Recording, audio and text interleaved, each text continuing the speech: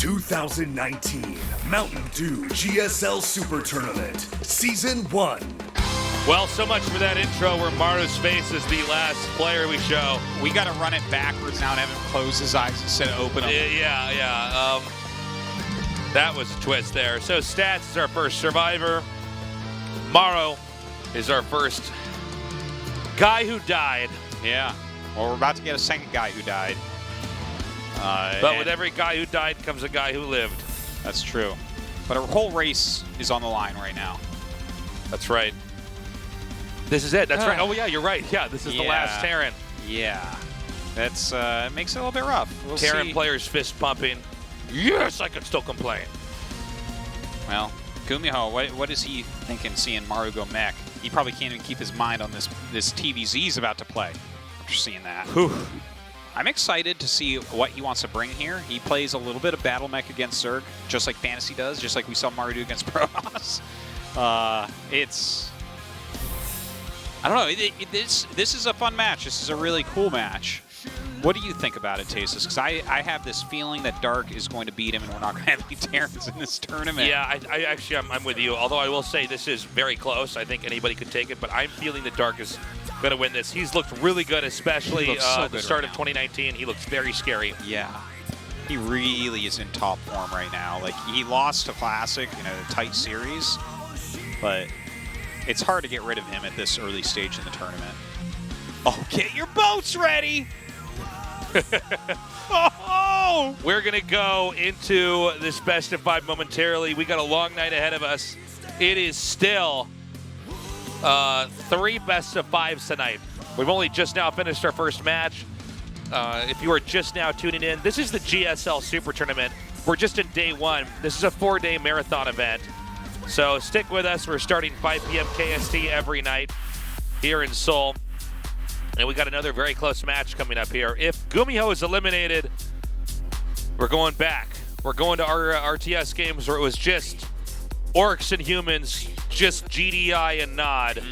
There will be no Terrans. The humans had not made it into space yet. It was just aliens fighting space bugs.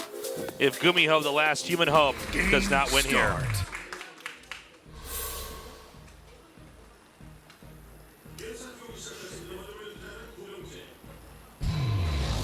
Storm Gaming, GuMiho. The weight of the world on his shoulders right now. The weight of humanity. Yeah.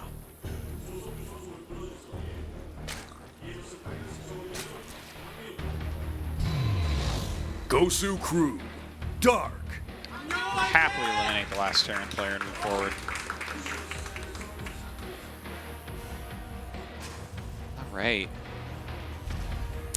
Excited for low ground. So far, a lot of games where we've seen the low ground wall in have resulted in battle cruiser rushes. I just want to throw that out there. I'm not saying that it's going to happen. Yes. But it could. Also, I want to point out that as far as these positions go, add-ons would be on the outside if he makes them. And Dark is one of the most aggressive Zergs that there is, even though we oftentimes think of how he's very good in macro games and late games.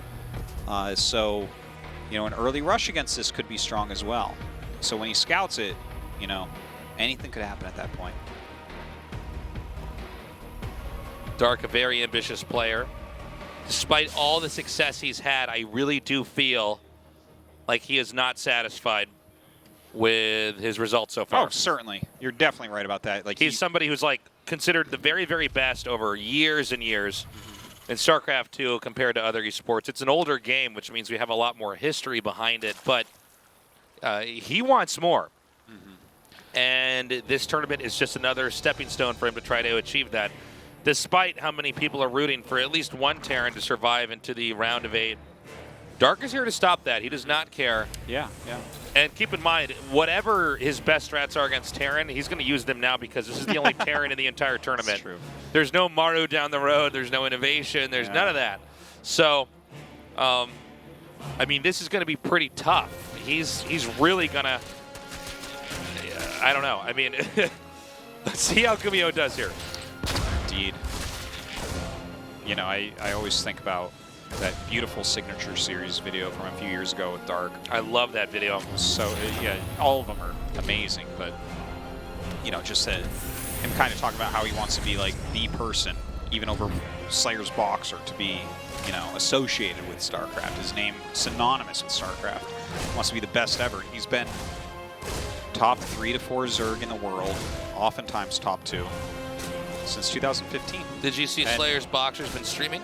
I did indeed. Watch him play some. Still quite a good player. Yes. Very impressive. Yes, he's excellent. We have, in this game here, Roach Warren already coming down. Hellions continue to be pumped out. So far, everything's looking pretty par for the course in a ZVT here. Not surprised to see these two guys open up like this at a best of 5. Will we have any kind of mech later on here, though, from GuMiho? It's definitely a possibility.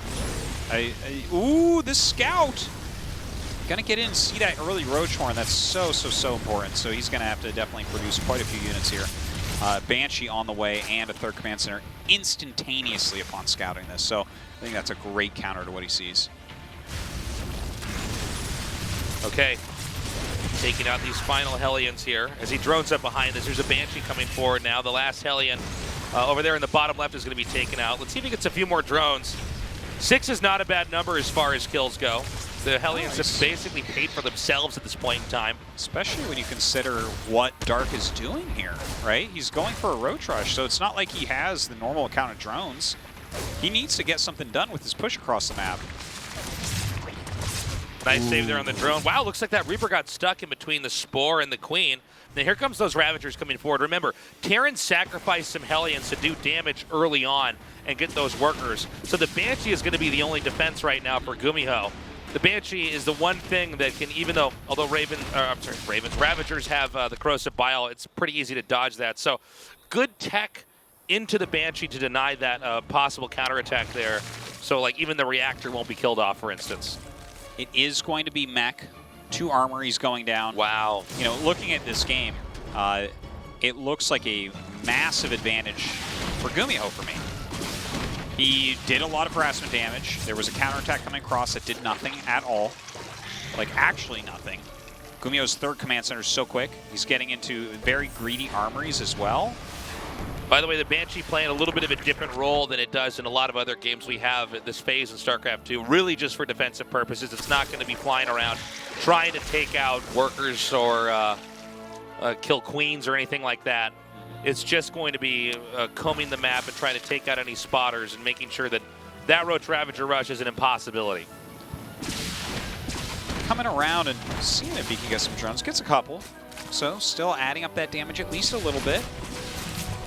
You know, I say I really feel like GuMiho is the lead, and I do, but, and it sounds so trite, but Dark is the guy who can fight from these positions and really make it work, you know?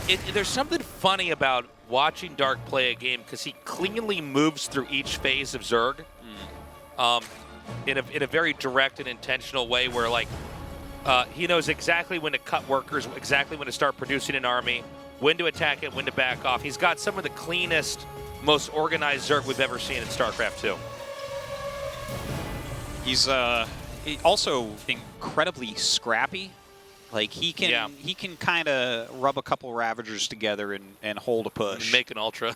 Yeah, something like that. Make 2 Ultras and not die to that attack later on. that was him for a long time, is 1 Ultra just being transfused 100 times. Yeah.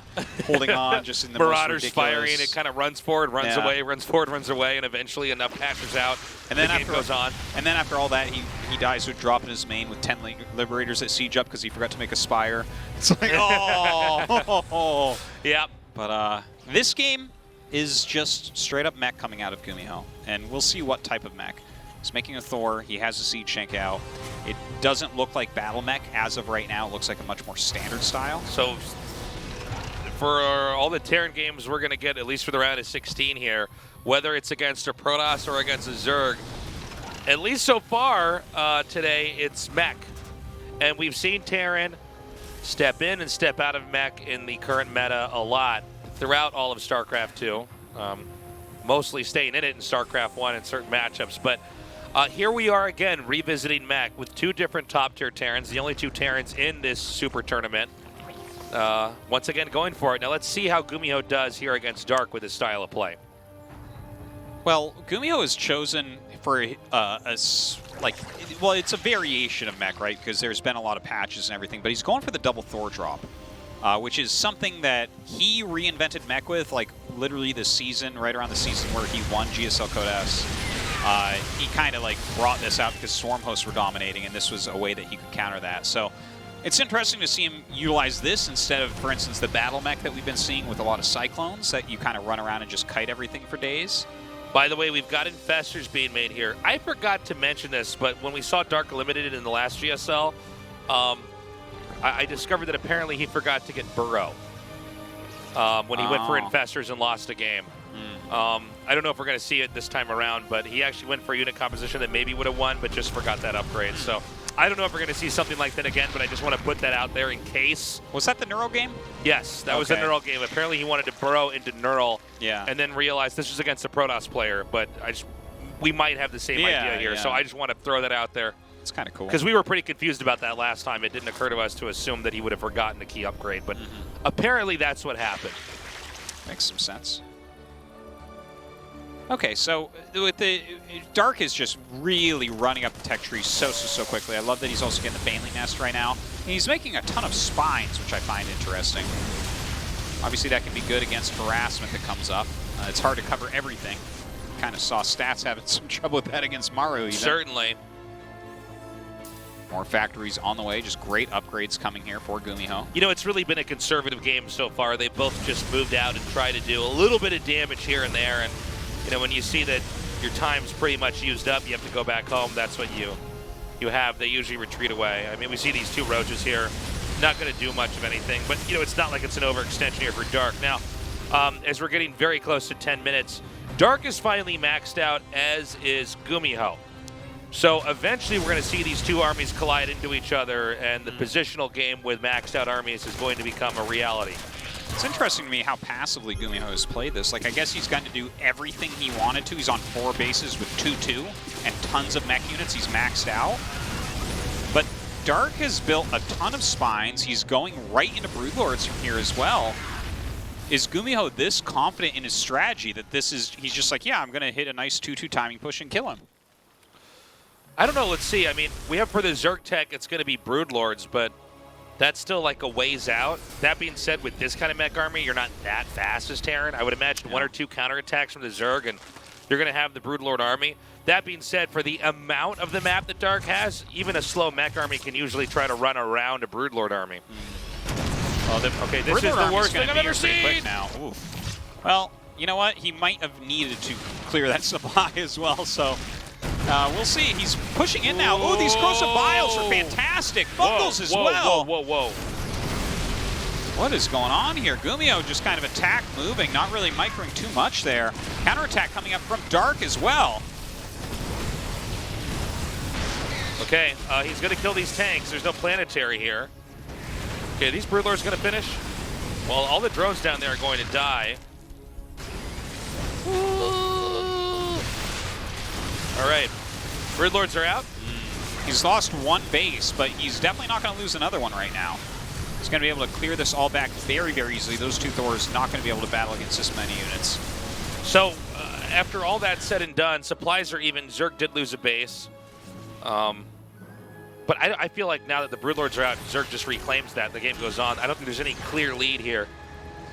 No, the unit compositions have to switch it up a little bit from here, I would say, right? You have to get into some anti-air as GuMiho. He's starting to add in quite a few Vikings, quite a few Thors. In the meantime, we have some burrow movement coming up from Dark, and also quite a few Infestors. So Broodlord Infestor. All right, let's bring it back. Full circle.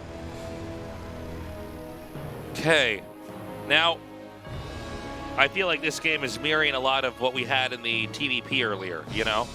Doesn't seem like either player can really kill each other. They're both being forced to invest more heavily into armies that are strong, but not exactly quick, particularly on the Zerg side of the map. Usually when you see Zerg go into Broodlords, unless Terran loses a huge fight, the Broodlords are almost like this kind of roaming static defense.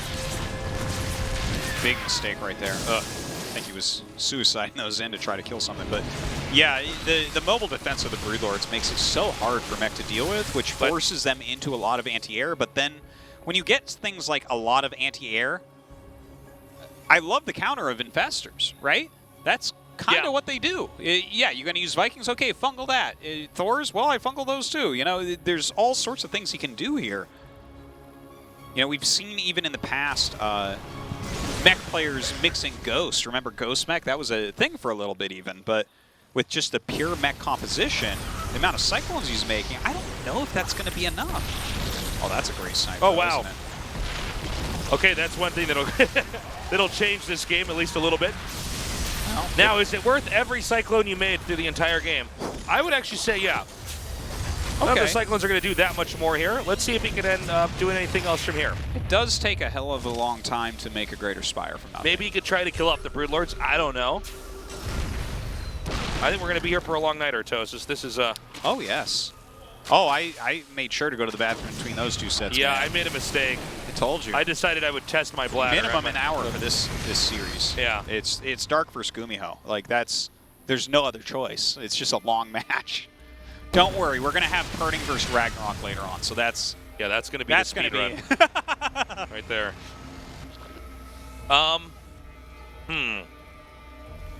Well, the problem, I think, based off the unit comps they have, is that there's no position that either race can really actually attack into with the main army and do a lot of damage, right? Yeah. In fact, this may be a game where we start to see a lot of minerals and gas just get banked up, right? I think so. Seems like that to me. You know, it's very interesting the amount of Infestors that are being made, though, and Neural is going to be finishing up here. What do you want to Neural here on the Terran side? You want to just get the tanks, or...? I think you want to grab Thors. Okay. Specifically, if you get Thors and hit the Vikings with the Thors, they will die so quick. No, I think you're 100% right. That's a good call. And the thing is, Fungal is fantastic here as well. I think that if you're making this many Infestors and you don't have Neural, it's like, what? Why not? It's not that expensive. You can find use for it sometimes. We should point out that in 2019, it really does seem like Dark is leading the charge on really bringing Infestors back, regardless of the matchup being ZVP or ZVT. It's very exciting to see, actually. Yeah, we're seeing a lot of ingenuity in the different races here with a lot of our players. This is what makes me love StarCraft so much, is that the game is still being figured out. It's still evolving and changing. Now, he's going to shoo away this army. Going big picture here, I think the 12 o'clock spot and the 12 o'clock particularly, it's going to be pretty ambiguous who can actually control that. Zerg creep is pretty close there, but Terran expansions are also close. Zerg does not have any creep in the center to bottom center, which may be something GuMiho is going to try to utilize in a map control, economy control game. Tasis Corvid reactor just started. Which one is that, Artosis? That is the energy upgrade here. Okay. For Raven. Don't pretend I know every name of every upgrade, okay? Well, it signals the very longest of games. So when I see that little red reactor thing, I'm just like, my God, okay, this is where we're going into. GuMiho getting everything going down. Fusion core as well. Ooh. Okay, coming down now. Again, Roach Ravager is not exactly the unit comp you want late game, but Ravagers with Infestors is a little bit of a different story.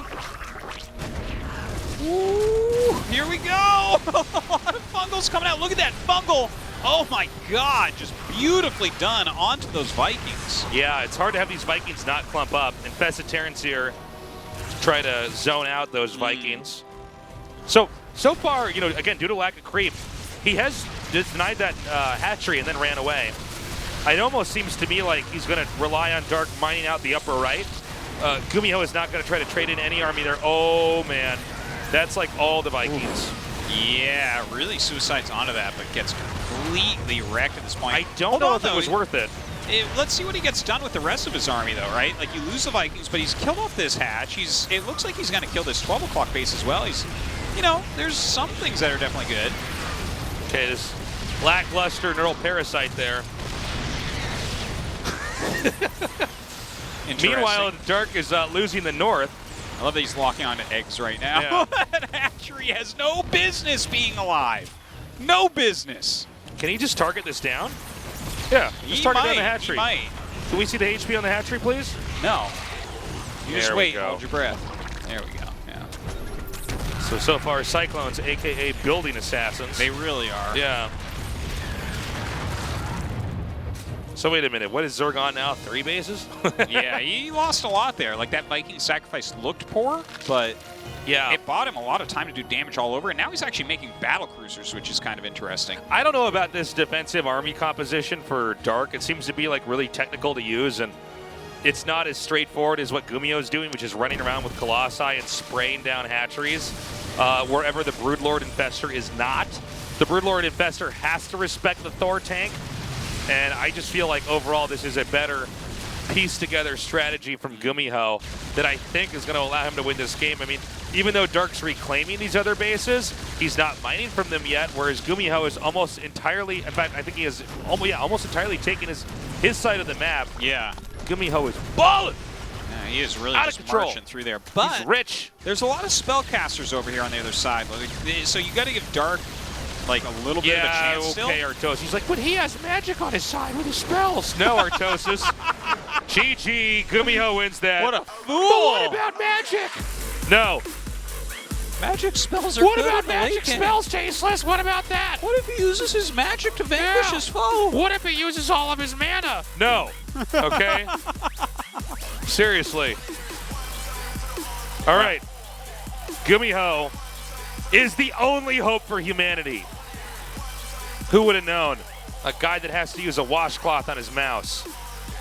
Voluntarily. You know what that washcloth washcloth name is, Artosis? What? Excalibur. Oh, I thought you were going to say Dark. I'm like, Pulled- ooh, that's he was the mean. one that had to pull it from the washing machine.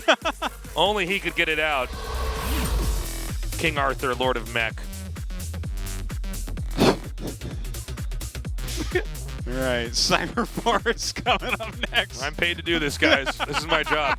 Well, he just took down Merlin with all his magic. That's right. So I mean, I guess you're right, I right? know. Because Merlin and King Arthur hated each other, if I remember the story correctly. And I mean, what would Magellan say? That was Port Arthur. I don't know. Yeah. Start.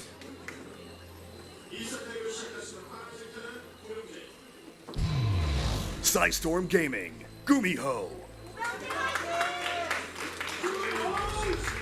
Was really strong that game. Let's not forget that we got good damage done early on. True. Very true. Gosu Crew, Dark. And you know, Dark was trying to do a little bit of a early attack with some Roaches and Ravagers. It didn't do anything, and he lost a bunch of drones to just a few Hellions. So things went pretty wrong in the early game, but he recovered well. So I'm not just giving this to GuMiho. GuMiho looked great, but I think if Dark doesn't take that type of damage, that end game does not look so easy for Mr. Ho. Mr. Ho. First name Gumi. Yeah. Now, will Dark try to lean on that Infestor play? Again, it's not the first time in 2019 we've seen him, you know, Make Infestors and lose. Make Infestors and lose. And I feel like this is, you know, this happens. Maybe some of our viewers can relate where you have something that works from time to time and you're like, I'm on to something. Yeah. I'm going to patent this. And when other people use this build, they're going to owe me money. And you're going to try that over and over, but sometimes under a lot of pressure, it's hard to pull off. In this case, it's Infestor with Neural Parasite. No, it seems like just on the surface, there's already some problems with this against mech, right? I mean, siege tanks have great range. There's no easy way to just kill the tanks. We saw this moment where he fungled some of the tanks, and I guess he could have comboed that in with Corrosive Bile and killed him. But, yeah, in the end, in that last game, it was Broodlord Infestor, which can combat the head of the Terran army, the Thors and the tanks, but then the Cyclones run around and play whack-a-mole with all your hatcheries. They kill them off way more quickly than you can remake them. And from there, it's very easy for Terran to come in with a closer.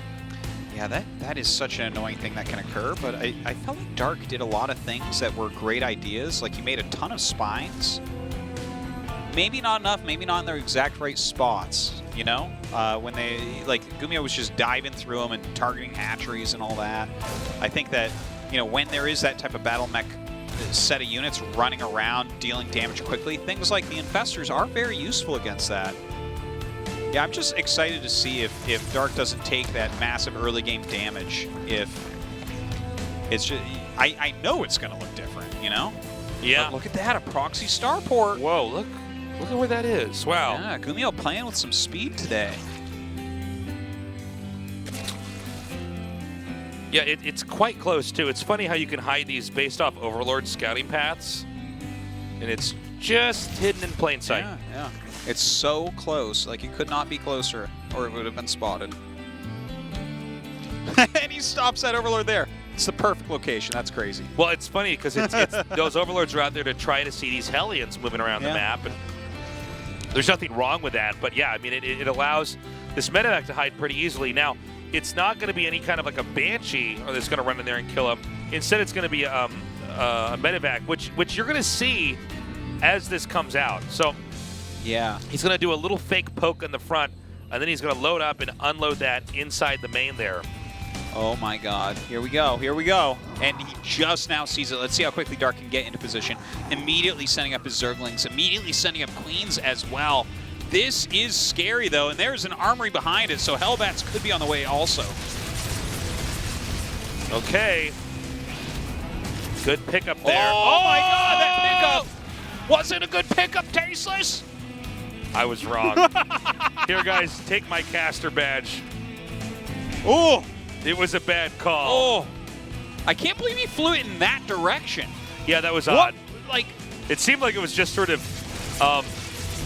almost like what is it? What are those dogs called that move sheep? oh, a herder? A herder Or like dog? a shepherd like dog or whatever. Yeah, it's just shepherd. like it's kind of just chased in that direction, and you know, of course, the Queens had enough of an angle to keep darting it. I think he could have gotten a lot more damage on it if he goes to the left instead of north. I think you're right. Like, those Hellions were not used up as of yet. But when you lose them in a medevac, it's not like they fall out and parachute down and do more damage. That would be a cool upgrade, though. Oh my gosh, look at this coming in. But imagine if you had another medevac sitting there.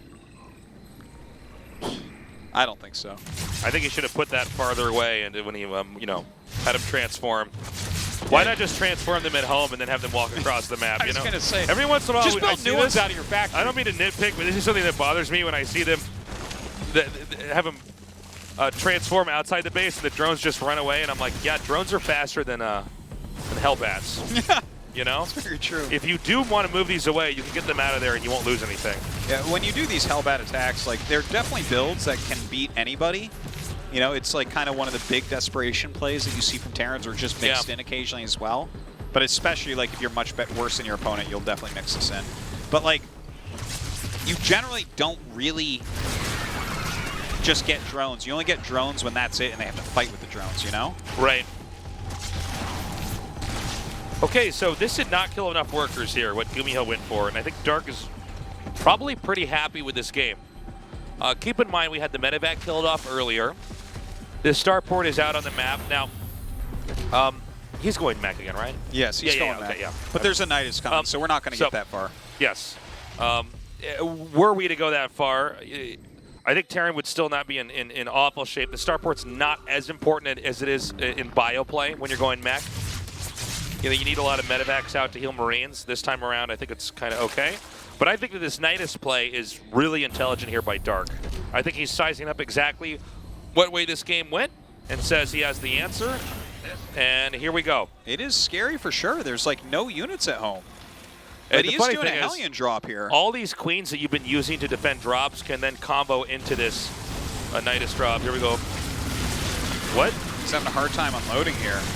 But throws down another Nidus. More Queens start to pop out. The Hellbats are doing a good job against the Lings, but the Queens should be able to defeat them.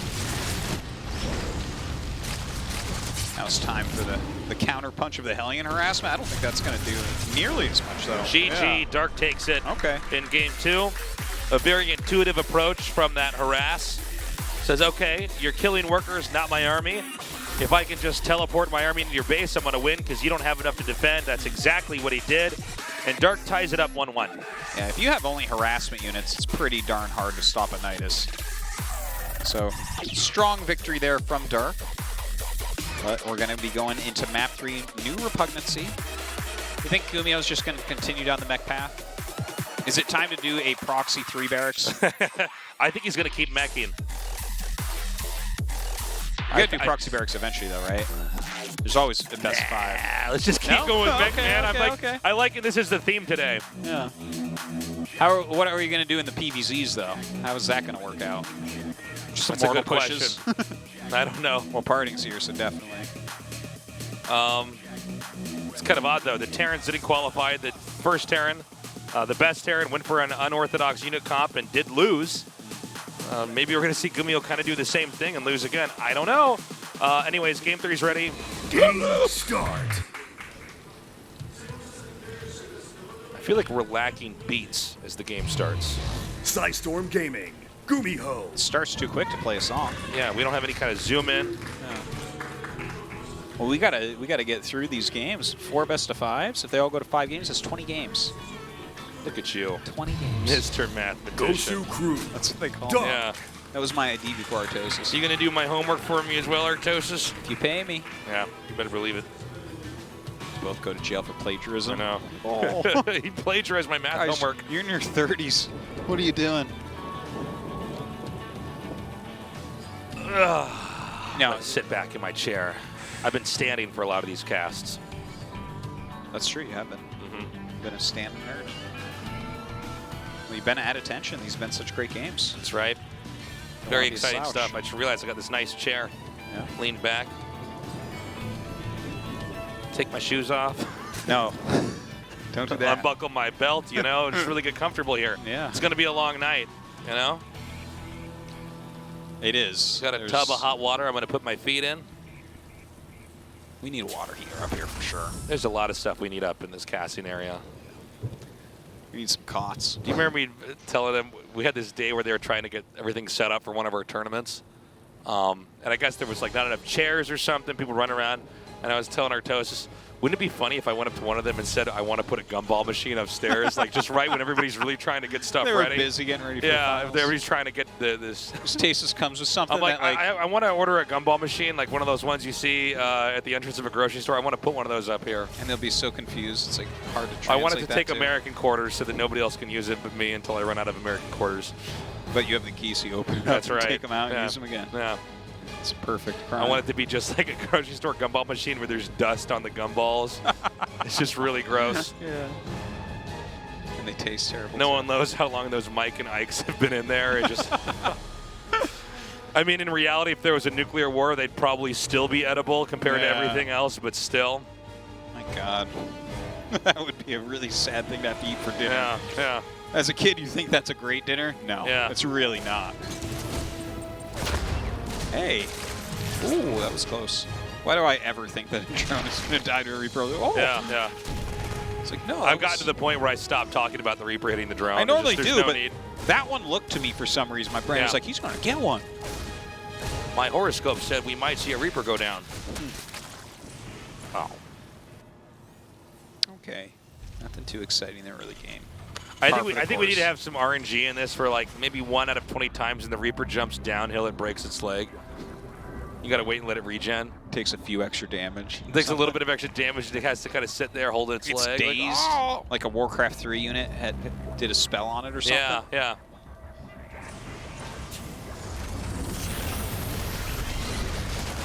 Okay. Again, we're waiting to see, are we going to have mech this time from GuMiho? It's been a theme all day today. I mean, when Maru does it, he's at the forefront of Terrans, so you got to think other Terrans are going to follow suit. Frankly, I think he could have beaten Stats had Stats not had that great strategy in Game 5, circumventing late game. Yeah, and it still was almost a little bit close there, but it's a very tight victory. You know, he'll probably be kicking himself over that, though, as well, when you look at some of the things that occurred there where he, like, canceled the bunker and things and the attack kept coming. Yeah, he was a little bit greedy canceling that bunker, but, Yeah. you know, that's a mistake that Stats can then exploit. Looks like, by the way, that this is a very similar build. A lot of Hellions being made, a very early armory, Liberator on the way. So, most likely, we are going to see a big Hellbat push here once again.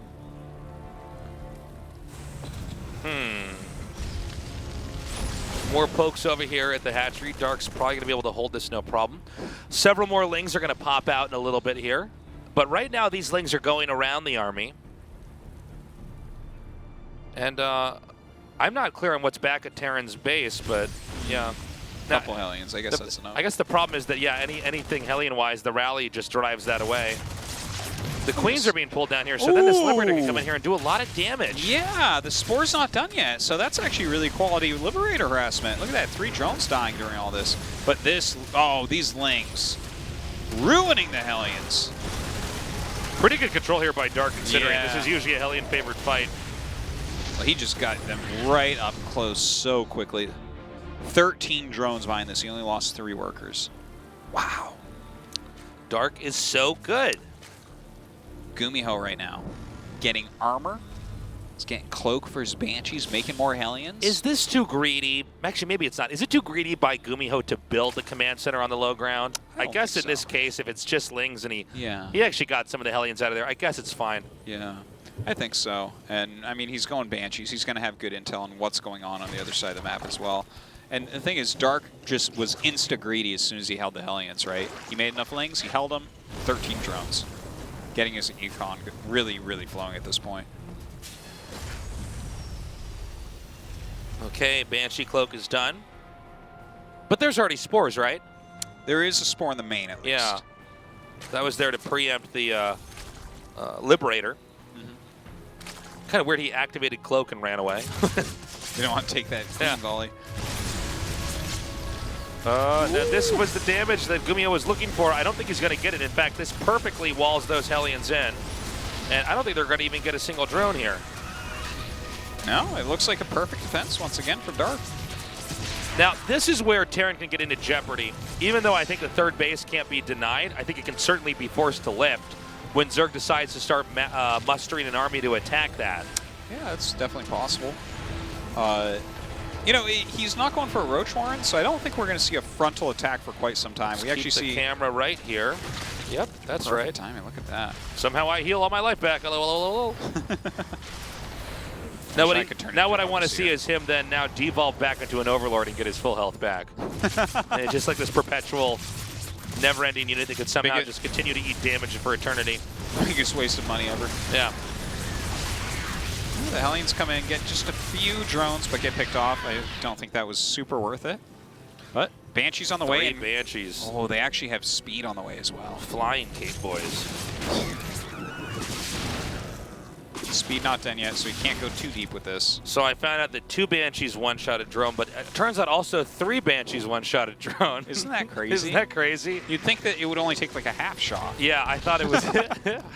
We'll see what happens if 4 Banshees. I think that should one-shot a drone, but I think I think you're probably right on that. Or maybe it's like Sea Monkeys where they shoot at the drone and then a bunch more drones pop out. I mean, you know.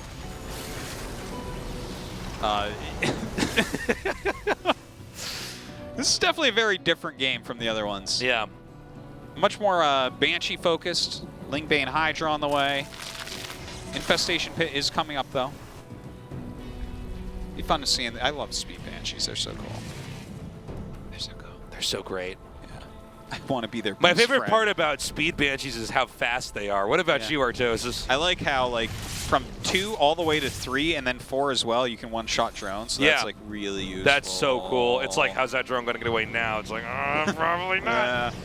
Even if like you had half as many Banshees at this point, you're still one-shot the drone. Yeah, exactly. It's crazy. Look at this. You can repair them too. The SCVs are like medevacs on the ground for the Flying Marine. Hyperflight rotors, boys. Woo! It's completed. Magfield Accelerator. Magfield Accelerator. The names of the upgrades, I don't know. Centrifugal hooks. I knew that one. Is it centrifugal? Yeah. Centrifugal. Centrifugal. Look at that dog just sit there. Doesn't care at all. What dog? The dog right there. See that dog? That's a Zerg dog. That was just sitting there watching. Yeah, look at that. This dog's like, I'm fine. Oh. Humans, aliens, it's cool. Yeah, whatever. Fire doesn't hurt me. Yeah. I'm good. Okay, so 1-1's done. Yeah. Yeah, this is going to be a super long game, boys and girls. Yeah. and non-binary folk, everybody watching. This is going to go on for a long time. Looks like he's going to try to drive that away for a little bit. Here come the Banshees, though. Why is everything on fire down there? Oh, man, look at this. See how fast they are? They're so fast! Look at those drones. They're like, oh, my God, 6 Banshees going to one-shot us for sure. Oh, my gosh. The Lings, too. They one-shot the Lings. Wow. All right, mass spore time. The Zerg seems very not concerned that the non-buildable area in between one of these bases is on fire, Artosis. That fire can't reach If it gets windy on this match. Listen, if the dog wasn't afraid, the Zerg shouldn't be afraid. Dark is like one of the best Zergs in the world. Yeah. You think he should be afraid of things that stupid dog isn't? Yeah. You think that dog can even make it into GSL? Playing Protoss. Now, he's going to... GuMiho's going to try to push through the middle of the map now. Okay. He can probably get a cancel on that hatchery. Oh! See that, Clove? Yeah, look at that. They're like, where'd they go? Okay, a drop here, but I'd be more worried about nice. this big army that's actually over here for Dark, man. You know, that's a lot of creep that these hiders can really pounce on. Look at this. They're so fast. Yeah, they really are, but he's got stifled tanks, so you can't go too deep here. Looks like those Hellions turn into Hellbats. Don't get that much damage done, but it's annoying, and it doesn't really cost him much. Many command centers being built nearby GuMiho, just kind of expanded all over. Okay. Yeah, now that was all the tanks that Terran was building up to this game. Well, about half of them. I guess the other half were down there below the screen. Sorry, guys. Another scan over here. Now, this has been one of the odder TVZs we've had. It's been kind of a dance in the middle of the map here. You know, Terran's trying to just get right onto the edge of where Zerg's at. I think Dark is pretty effectively just utilized the far right side of the map, sucking up minerals over there, and also expanded adjacent to his main. Zerg doesn't seem to have any intentions of attacking out here anytime soon. He's really just playing the defensive game. I'm interested in how many Cyclones are being made. Really getting quite a few out here. You can do moves like this where you just go up and do your lock-ons and then get some kills and harass them, try to pull them into your tanks. Is that what it's for this game? Because we definitely saw in a previous mech game where he was specifically targeting faraway bases and trying to pick them off.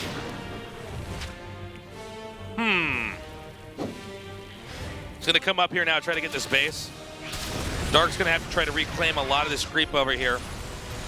One thing we've seen here with GuMiho is he's trying to take advantage of how quickly this mech army can get over somewhere and set up despite being on creep. You have this many siege tanks, even if they're all completely in creep area, if there's enough siege up, the Hydras are still going to get obliterated before they can actually attack in. And so he's staying mobile. How many does he actually have with this army? Like 4? The tanks? Yeah, it doesn't seem like that many with this army. Yeah, I see 4. Yeah, it's only 4. So, you know, this is a mostly Cyclone army and a few Hellbats in there as well. But he's picking fights where the Hydras can't really fight the tanks. And the tanks are not even sieged. And the Vipers for most are like, of let that. me help some of these guys get on the high ground here. Come on up! Come on up. Well, he's going to be able to definitely trade reasonably with those Cyclones for a moment. Broodlords are out. So Broodlords are coming out now, and I mean, this isn't a high number of Broodlords, so the Cyclones can kind of fight them if they want, but they don't seem to be present here. In fact, they're kind of leaving, and actually, I really would have liked to have seen Medivacs pick up those tanks and get out of there, you know? Well, he's making 5 Medivac stasis, so he's definitely going to pick something up. Yeah. I don't think that's just to make 200 supply of Hellbats and march them across the map, healing them through everything. Although, to be honest, you can heal through Broodlords reasonably well for a bit. I do want to point out that GuMiho's game plan appears to be to kill bases that are not hugging the right side of the map. Like, and I mean touching the edge of the map. So these 3 bases close to the middle. He's just going to come up here, do damage, and leave. All right, so there's 7 or so Medivacs. What are they doing? It's moral support, Artosis. Yeah, like these are Hellions, not Hellbats, so they don't even heal. Does he think that those heal mech units? That must be it. When you tell GuMiho that, he's like, why have I been going mech all this time? I could have been making Vikings. Yeah. All right, here we go. Okay, here we go. I think he's going to bomb the Hydras and then let the Vikings clean the Broodlords. Oh, that's really smart. That's really smart. Okay. Will these Hydras be able to snipe any of this down? I don't like this You watch this. single file line. He's going to wreck these Hydras, and then the Vikings are going to have their way with the Broods. Or the Banelings will just hit him in the... I think that GuMiho might have just won this game. But hold on, there's Infestors. There are Infestors. And with Infestors comes Infested Terrans. Look at this wonky fight I'm seeing here. Yeah. I feel like I'm in a parallel battle. universe. I'm like, in another world, this is what StarCraft 2 looks like. You know what this almost is making me think? You know what would be a really great patch? What? Is just... Night Elf? What? Yeah, putting Night Elf in the game. That would be really, really good. We need a Demon Hunter running around with Immolation on. Can you imagine trying to kill that with Zerglings? Oh my god. It's like these Broodlords are horrible against this thing. Oh man. But what if you just took like all the units, like all the Terran units, and switched which unit they looked like? Like for instance, what if the Marines, like the Cyclones, just had all the stats of a Marine?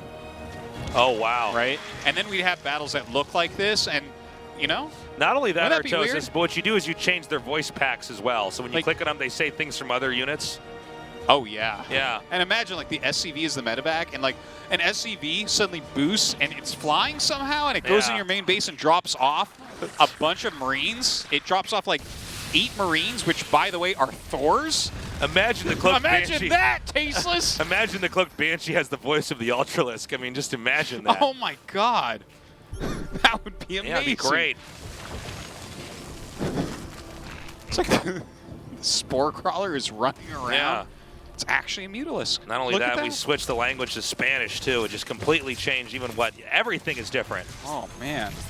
Imagine if Baneling Nests actually just had all the stats of Blink Stalkers. So Yeah. like you're warping in out of your gateways Baneling Nests that are now blinking I up think- into the main and targeting down the Marauders. Imagine Zerg buildings had blink.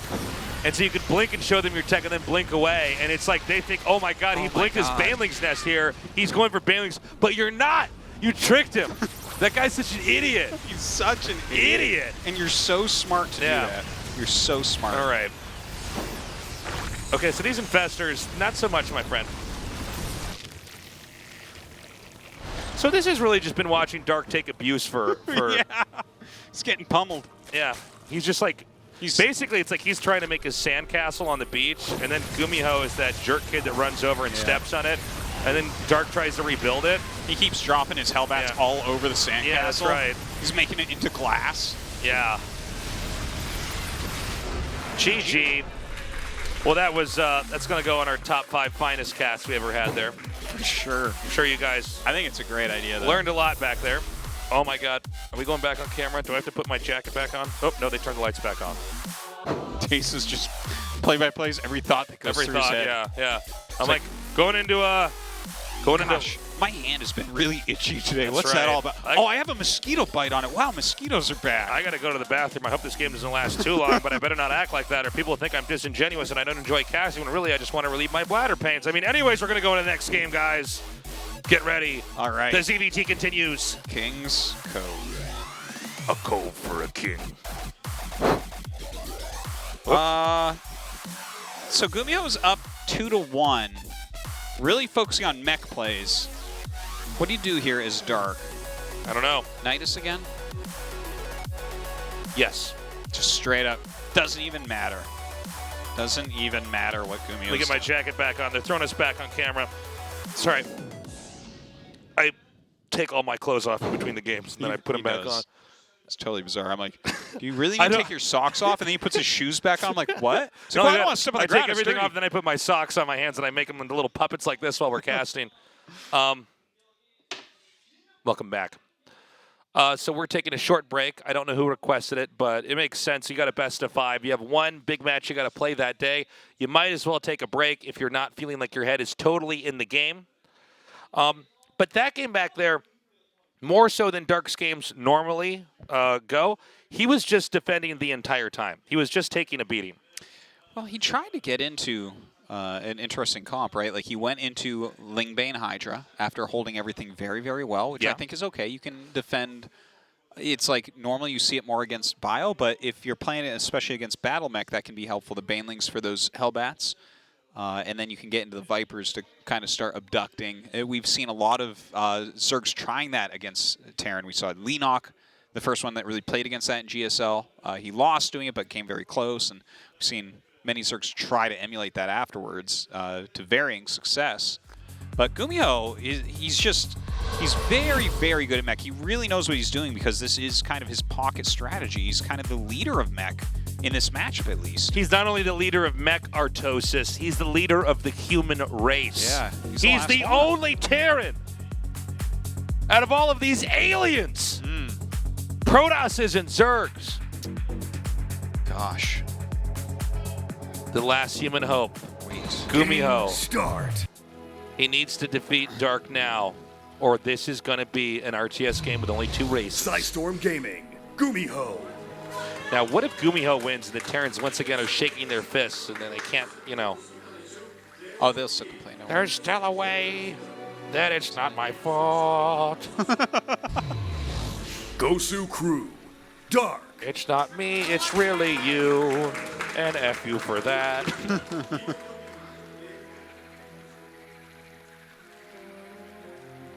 I love your song, Stasis. Thank you.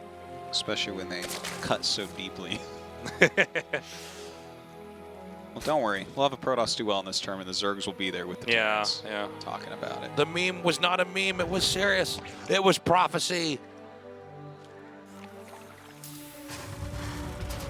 The Protosses normally win Super Tournament, though, actually. They do. Think about it. Only Rogue has won Super Tournament other than Protoss players.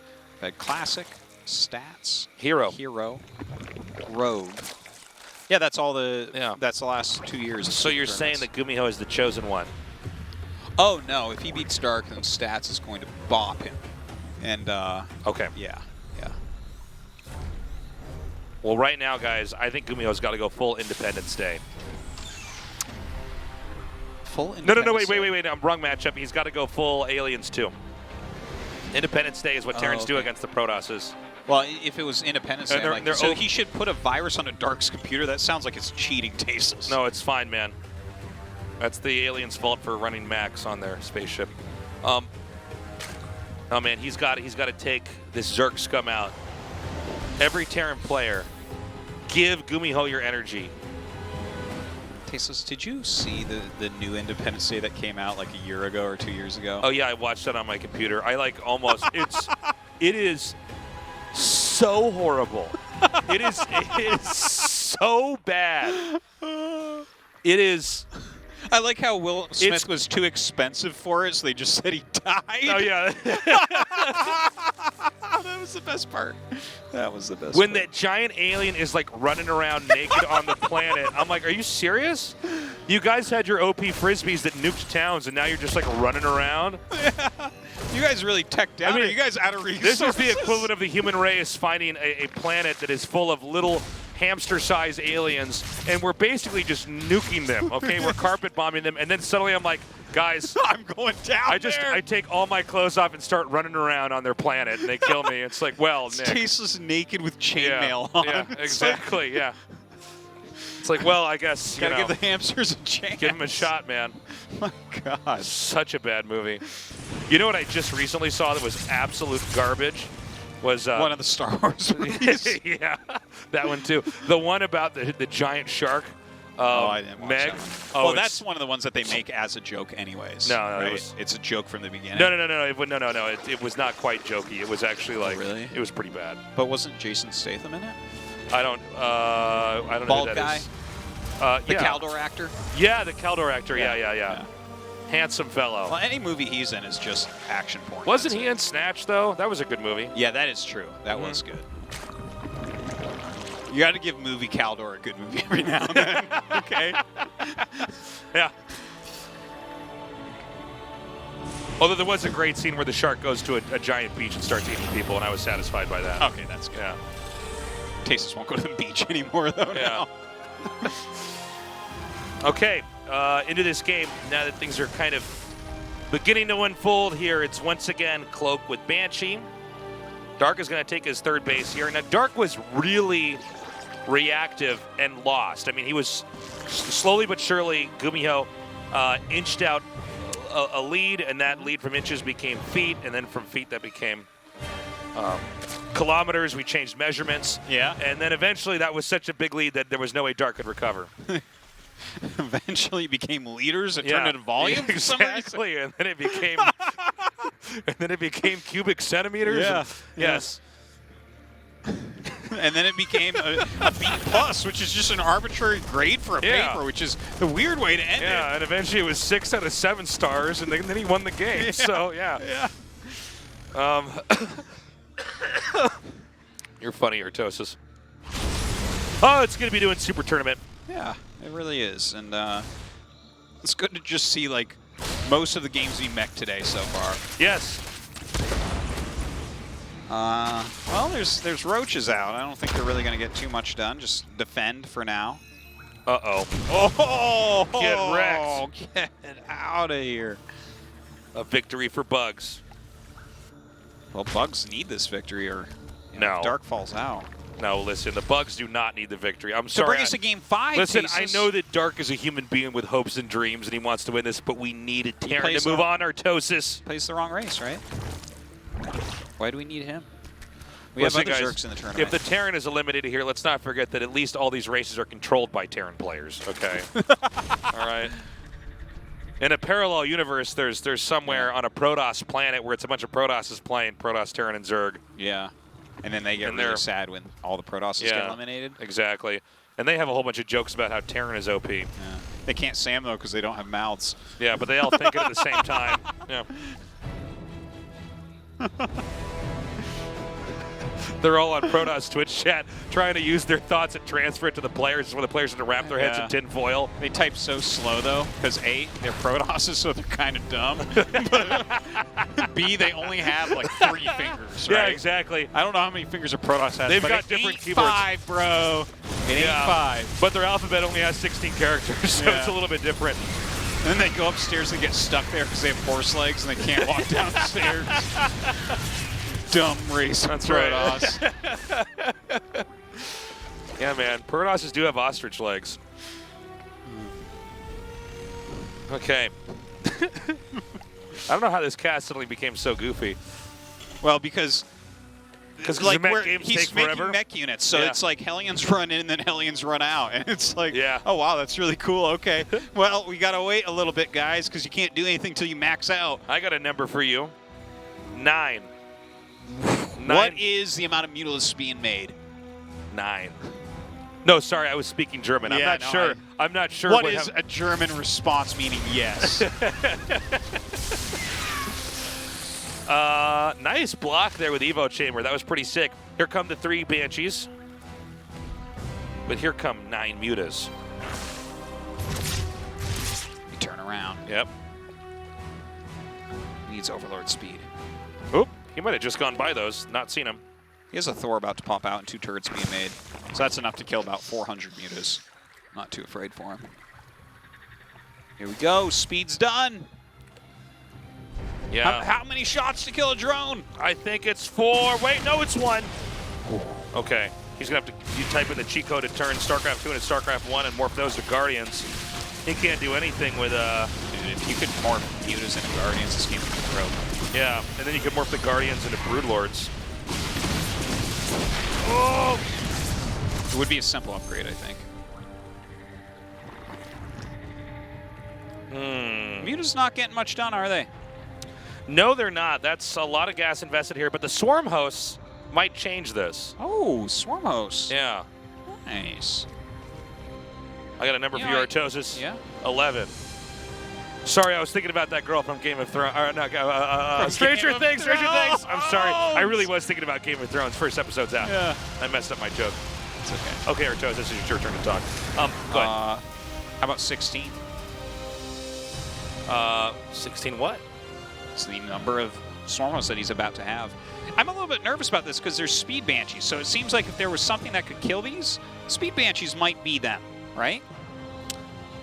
Yes. And the thing is, Swarm hosts, like, Can he they use were the mutas, preventing though? mech for a long time. Well, He could use the mutas to cover the Swarm host, right? yeah, maybe. Maybe that's the play.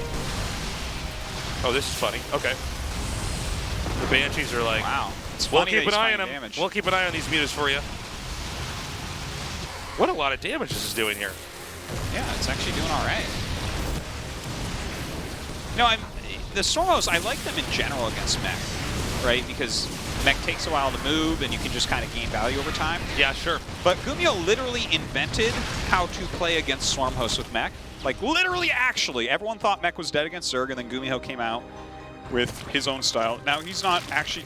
He didn't open with that style, so maybe that makes this a little bit stronger overall, right? He didn't open with Thor drops into Vikings, which obviously would have countered this ridiculously. But look at this, throwing down a bunch of spines. Oh, wow. It's like old school Swarm hosts. Yeah. Except these ones have to walk up to shoot their stuff.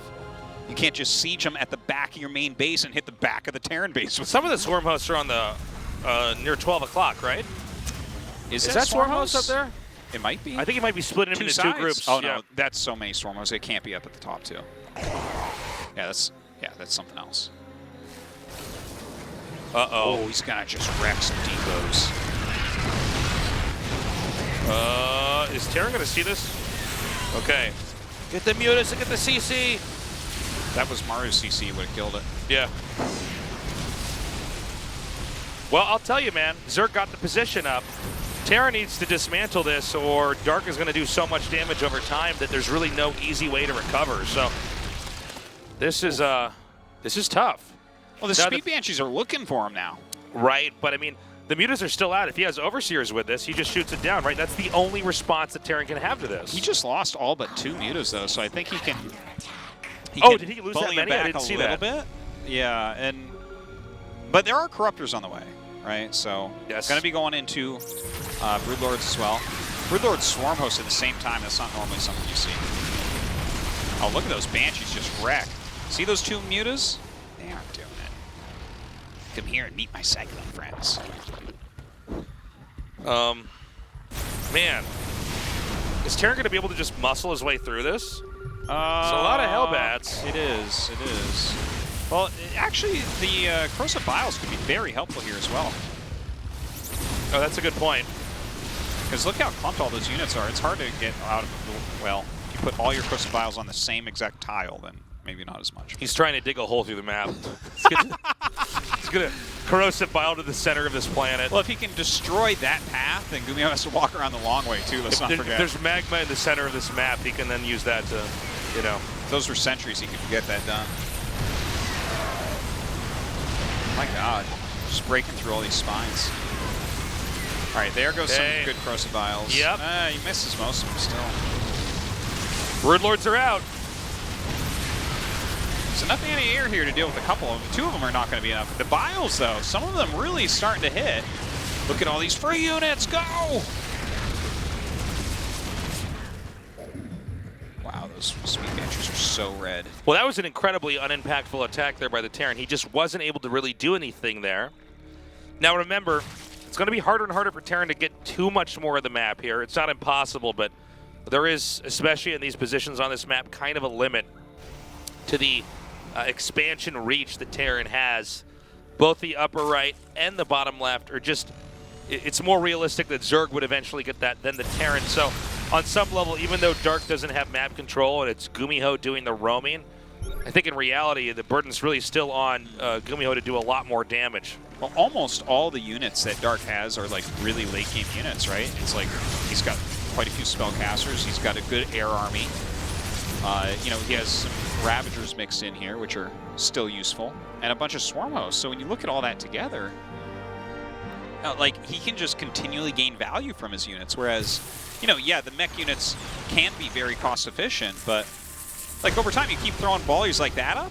Uh-oh. That's great damage. Was that cheeky move with the Muffin Boys going to work out? Uh-oh. Uh-oh. He's Oh, no.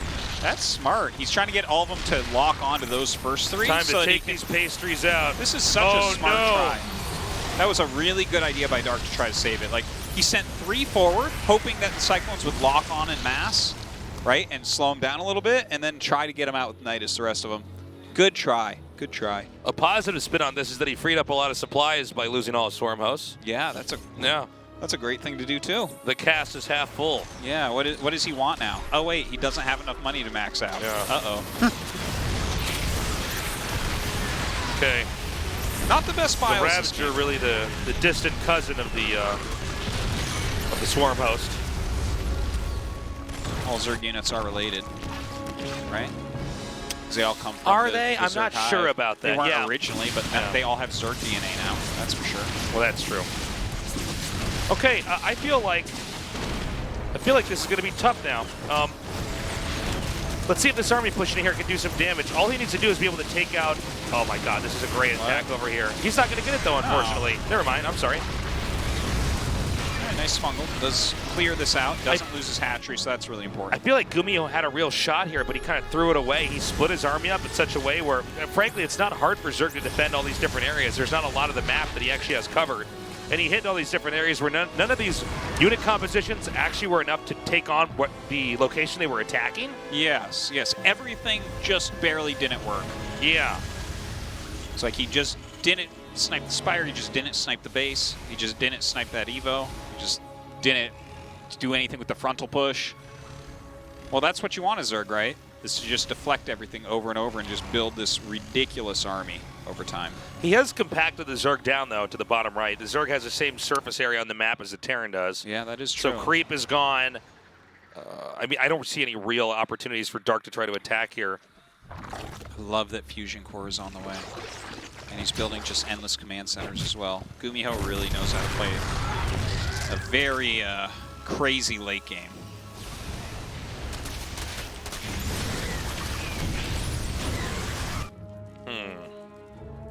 Well, normally, Terran can't take that much more of the map, but when Zerg is squished into this little area, it's a lot easier. I mean, Terran has these mobile troops that kind of roam around like the Cyclones. Terran's still got enough money to keep spending. I mean, 1.3K minerals, over 2K gas. I guess if you're GuMiho, you kind of just watch the minimap, wait for Zerg to come out, and then you bully that back and do that over and over. Wait. And eventually Zerg does run out of minerals, right? Yeah, maybe. Like, as Zerg tries to expand things too, like, yeah, I like He's going to get this. He's just going to run away. Because you're kind of central with your, because it's very much a death ball that you have as Dark. It kind of all needs to be there to support each other. So if you're hitting these edges, it's hard for Dark to really get those expands up, whereas GuMiho, he's got control of these flanks, right? Look at this. He recenters himself. He expands directly in front of his army so that he can continue to kind of be defended all over. But GuMiho's getting ready to hit multiple locations and start to upgrade for BCs. Thing is, I don't think there's any real incentive for GuMiho to actually, like, run over the Zerg. I think he just kind of plays whack-a-mole. Like, he's going to pop down here with these Thors. He's going to get this base. He's going to fly away. Yeah. Yeah, I mean, I'm sorry. This Okay, is- there it is. I couldn't see that on the minimap where that was. This is cool, though. I like he's like gonna- this idea. Let's see what he gets done with it. Is he going for the Spires? I guess. All right, drops 2 there, drops 2 here. Yeah, Are there I any mean, look at queens that. to just Gonna get the transfuse? Greater Spire, +2 carapace, goodbye. Greater Spire, goodbye. +2 attack, goodbye. Regular Spire, goodbye. Wow. He's like, I'm going to get this hatchery, and you can't take the remaining gas there. Overseer, goodbye. Yeah. These robot guys. Okay, so battlecruisers are coming. My God. Again, he's just going to, you know. Why are we so lucky that we see BCs now regularly in multiple matchups? I know. It's about time, to be honest. Or maybe I shouldn't say regularly, but we see them. It's more common now. By the way, it is so hard to see Fungal on a Cyclone. It is incredibly hard to see it. Okay, so he's going to attack this location over here. I don't see that much defend just yet. He's like, I'm going to fungal you, but you still were not moving, so it doesn't matter. Well, the value of that many Hellbats is more than the value of a hatchery on the very long term, of course, right? Obviously, if tempo-wise, it's good for GuMiho. So you just want to keep banking up battlecruisers, right? And then you... Oh, what does... I mean, it seems like if You he's got a can't bunch of lose 'em. investors, this plays into the Zerg's hand, right? It feels that way to me. I guess you have to be very careful about how many investors he has, where they're at, things like that.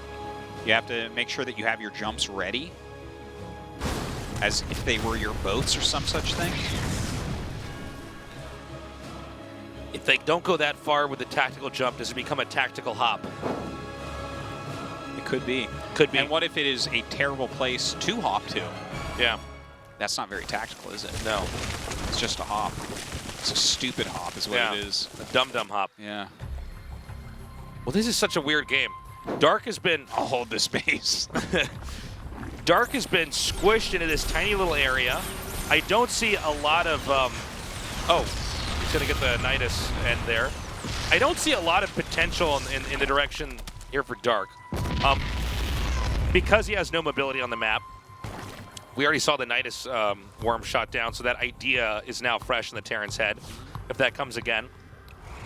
Doesn't seem like there's any easy way for Dark to try to deny these bases, especially not when he's invested in a unit composition that's about as immobile as the battle cruisers that Terran has got. I mean, Infestor Broodlord is not exactly your tactical, swift, nimble army that can run around and fight where the weak spots are. It's more of a brute force army. And when there is no creep highway on the map, when there is no base, frankly, that's even close for the Zerg to try to poke out at, how on earth does Zerg deliver a win here? A win that Zerg needs, because otherwise GuMiho is going to be the last human, well, the only human in the round of 8 here.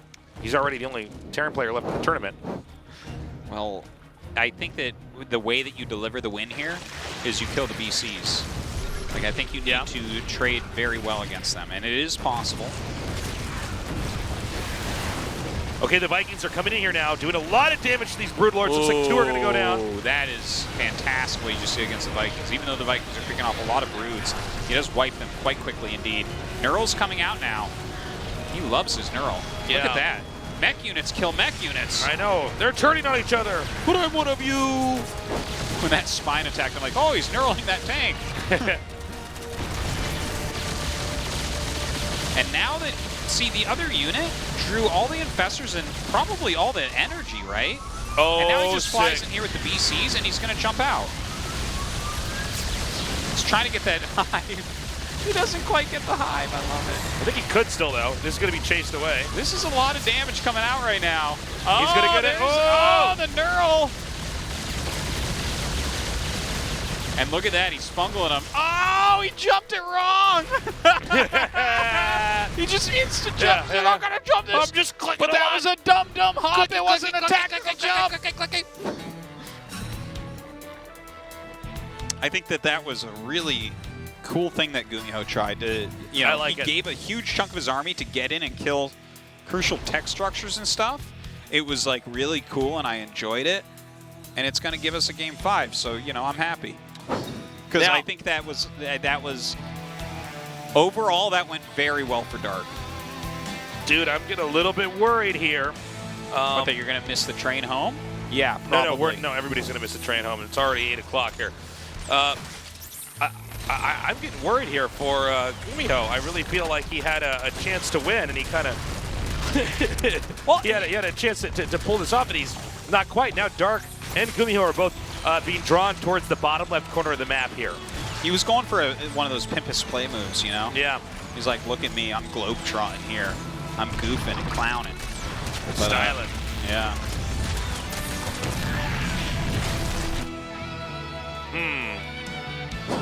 Look at this army. Yeah. We need more infestors. Oh my god. How are you not tripping over that stuff? That doesn't even biodisintegrate Artosis. Well, is there any way that GuMiho can rotate to the bottom left side of the map and basically just push from bottom left to bottom right, smashing these bases and forcing Dark to try to then expand north? Because there's actually only one base that Zerg can take in the upper right. So you want him to do a full frontal attack? I don't know. Well, that's what you said. Sweep from left to right. It's like your General Sherman or something. I didn't say I wanted him to. I said Kenny. Oh. I don't think so because of the infestors. I think that you have to... What do you need to do against those infestors then? Well, I think that... I mean, a lot of times you'd think of Ghost or something, but I think that you could play this like a StarCraft 1 TBT and just like have your tanks kind of sieged a little bit and move up and Yamato stuff and move back. And like the thing is, if the infestors start casting spells on the battle cruisers, they're dead. You know, that's what you have to avoid. Oh my god! Oh my god! Those fungal growths, and now the parasitic bombs! Oh my god! Okay, the corruptors are running away. And here it's a glitch in the Matrix. It's a glitch in the Matrix, which happened already. He's going to move down here with these battle cruisers. Is it worthwhile to sacrifice your entire army for your BCs to come in to kill the spawning pool? I don't think so. Well, get the extractor too. He's got to jump soon. He doesn't have long. Oh, I love that jump. That was a great jump. And then he jumps the rest away. See, that was better. That was much more careful. He got out of there before the infestors came. I think this is the type of scenario that you definitely can win as Terran, right? Where every time that you have your spells ready, you can move down, hit your Yamatos, use a ton of scans, right? You have plenty of scans. You don't need mules necessarily. Drop those scans down, see where the infestors are, get out of there before Neurals or Fungals come. I got to point out, every expansion on the map has been claimed. Zerg expands a little bit more quickly than Terran. In theory, Zerg would exhaust the rest of their resources before Terran. You can even see that base that was just destroyed. A lot of those mineral patches were almost completely gobbled up. Yeah, look at GuMiho taking both the mid bases. That's so smart. Drop all your mules there. Suck those minerals up. And look at this. Oh my god, I love the saturation over here. It's so smart because that's a base. Those fringe bases are oftentimes the bases that decide the game. That's where you want to drop all your mules as Terran. Yeah. It's a strategy. You want to try to just get all the resources out of there. If they hit that, they reclaim it. At least you've taken some. Yeah. You put that in the bank. If you get over half the resources on a map, you'd be surprised. It makes such a big difference. Now, we're evil tanks. You can tell because we're red. Wow. All right. He's like, wait a minute. I feel like... Oh, never mind. Okay. Here the third we go glitch again. in the Matrix. We need to see the scans. He needs to see when those infestors are coming. See, those 3 units drew him over. Where are those scans? From here on, we are going to see Dark split his infestors. Okay, he's scanning down there. Scan I am, green eggs and ham. He sees that he's safe for now. No need for a tactical jump. Get that greater spire. Oh my god, nail these Yamatos, come on. Come on. Give me these Yamatos. Do it. Yamato anything. Do it. Even the geysers, Yamato anything. Yamato each other, anything, please. Meanwhile. Okay. Come after us, they say. Yeah, look at us. We're the real threat. 3 BCs. Goodbye. Yeah, these plays, I feel like I'm watching StarCraft 1 He's just GVT. hiding over there. Oh my god. But guess what? Viper Infestor can fight against us. We're all gonna hover over here very quietly. Look at this. Dark's looking for this. He's like, are there? This is so funny. He's underneath those giant cow bones over there. Oh, you need a tactical jump. Whoop. Wow. Where's the Infestors? Nice. Oh, this is so satisfying. It is. The 12-year-old boy in me is very happy. Oh. Now we're evil. You can tell because we're red. Look at these Neurals going off. Oh my god. Dude, is he gonna do it? Yeah. This if he continues to do this in the right fashion, yeah, he will kill off all these and actually trade totally effectively. And Terran supply is these plummeting. infested Terrans are insane. Yeah. Look at that. We're also evil Terrans. You can tell because we're red. The color of the enemy. Wow. Wow. GuMiho drops at 86 supply, 60 supply, 80 supply. I don't know. His supply's all over the place. But look, that defensive tactical jump was the biggest mistake he made in this game, I think. Overall, the way he was going about it was very, very smart, but you got to stay away from the infestors. And suddenly this game that was so dramatic and so drawn out, it seems frankly impossible now for GuMiho to win. It really feels that way. He's barely mining this point. Dark has moved around and cleaned off so much of the map. Wow.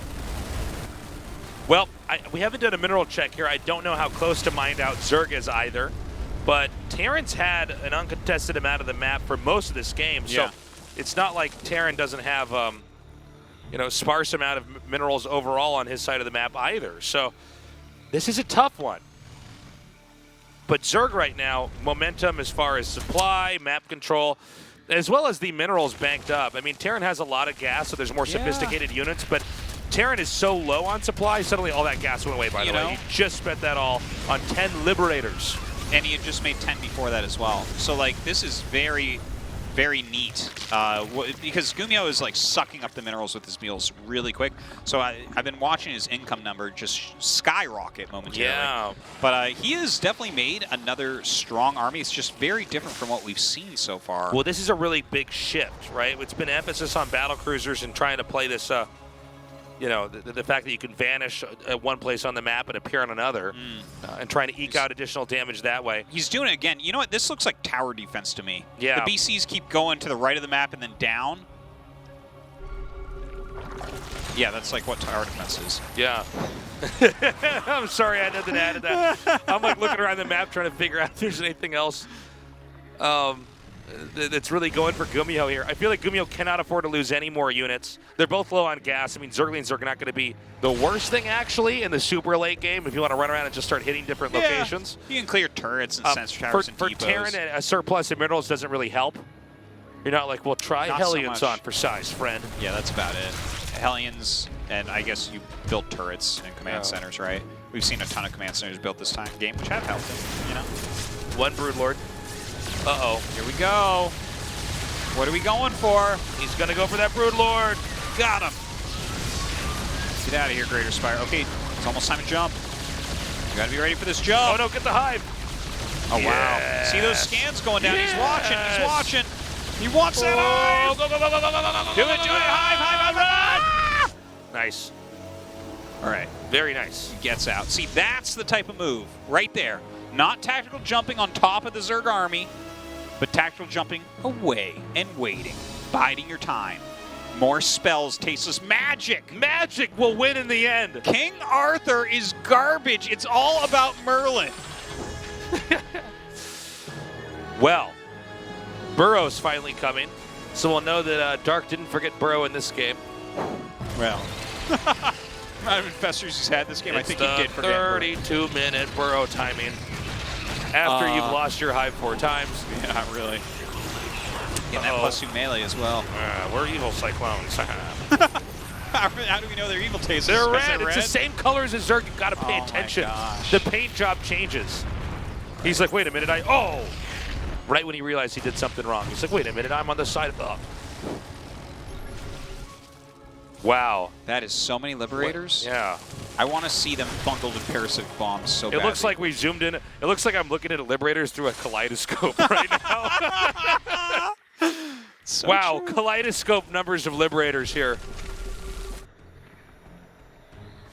Okay. This is crazy. 32 minutes. And there's a chance I still won't get to go to the bathroom after this game. Oh, I hope not. Yep. It's okay. I cast best on a full bladder. Oh, here we go. Here we go. Yeah, this is it. Oh, those fungals. This is it. Those fungals. Oh, my God. And the parasitic bombs as well. Okay. I need more parasitic bombs. The Thors are trying to hit these Corruptors.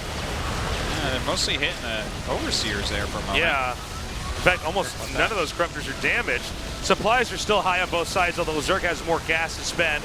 I don't know how much more energy or magic is on the Infestors right now.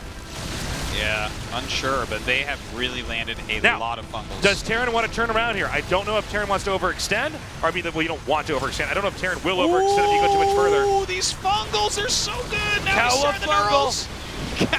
Fungal. Well, wait a minute. I don't understand who's winning this, guys. I'm just going to be quiet until this is done. Now, the red BCs are actually the Zerg species, but it doesn't last forever. I think he overextended. I don't think he should have attacked in there. Well, hold on. Yeah, he screwed up. Well, he attacked into magic, Tasteless. You can't attack into magic. If Harry Potter taught us anything, it's that Muggles are inferior. Well, I think GuMiho could have won this game, but he just chilled out. Oh, wow. Until he sucks up every resource on the map again. I know. Look at that income go up from I know, nothing. jeez. Let's just keep the camera here a little bit longer. I want to see so many mules drop that it deafens us. I know. That it They make crashes the computer. quite a noise with that many. That's true. The thing is, you know that Dark doesn't know what the current supply is of GuMiho. There's no way to just easily calculate, you know, where you're at in this game. Oh, I bet he's looking at this. He's saying he might be more than 100, but not more than 108. That's what he's probably thinking right now. Artosis? Yeah. We don't know how many minerals are in the bottom left either. I think Terran has more access to money. Uh-oh. Hold on. Well, that right there is amazing. He's got some submarine infestors going up there. What am I even seeing over here? Well, it's that mineral bank we were talking about. He made those Hellions that you didn't want him to make. Yeah. He's got to do something. No! Don't send the Thors there! Oh. What? Why would he send the Thors there? He's giving them away for free. That's true. GG. No! All right, it's tied up 2-2. Game 5 incoming. Woo! The human race in the StarCraft universe. It might be eliminated. It might just be bugs and aliens. Could be. It could be. It might be an alien versus predator tournament here. Is it time, though, for Speed Banshees once again? Are we going to see that? I'll tell you what time it's not for slow Banshees. Woohoo! Oh, look at GuMiho. He's like, upset. Well, he knows how many BCs he lost that game. He also knows how many times he walked Thors into infestors. And the infestor said, let me change your mind. Let me convince you to come to my side. Yeah. And at first, they think it's a really great idea. But eventually, they're like, oh, no, this is terrible. And then it runs out, but they die to the Broodlord volley. It was not a cogent argument with reason facts, Artosis. No, it was an emotional one. Yeah. Okay. The Tal Terran, the one defender of the human race in the Super Tournament. Maru is already gone. Your king is dead. As all kings are wont to do, for they must die. It's time for the one. He's Maru. He's the one. The whole human race is behind GuMiho right now. A swarm of dark Zerg has come to again turn this into an RTS with only 2 races. How dare he? How dare he just happen to play the race that's doing okay in this tournament? Oh my gosh. Game 5 is ready. Let's go. Game start.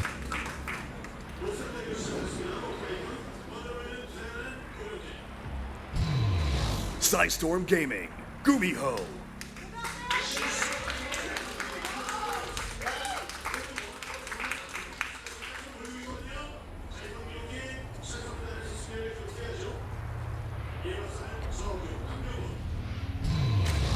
Gosu Crew, Dark.